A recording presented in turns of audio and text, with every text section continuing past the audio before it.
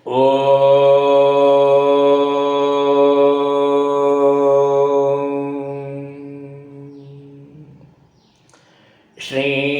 குருப்யோ நமஹ. பகவான் ஸ்ரீ விஸ்வநாதர் அருளிய ஸ்ரீமத் விஸ்வ உபனிஷதம் பாகம் 1, போதனை எண் 880, போதனை நாள் 2/12/1976, வியாழக்கிழமை. உள்ளது பிரம்மமே.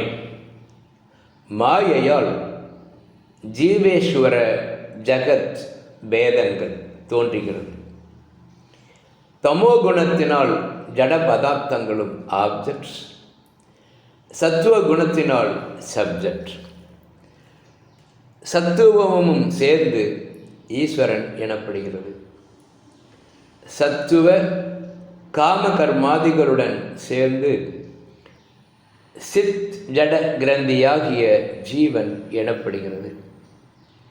இவை மாயிகமே.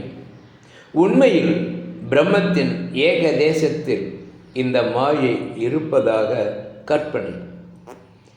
ஆதார ஆசிரியமாகிய பிரம்மமே முக்காலத்திலும் ஒருபடுத்தாயுள்ளது. மற்றெதுவும் கற்பிதமே. கற்பனை ஏன், எப்பொழுது, யாரால் வந்தது என சொல்ல முடியாது. கற்பிதம்தானே, உண்மையல்லவே. ஆனால் ஜீவன் நான் அஞ்ஞானி, துக்கி என்று அலை மோதுகிறானே.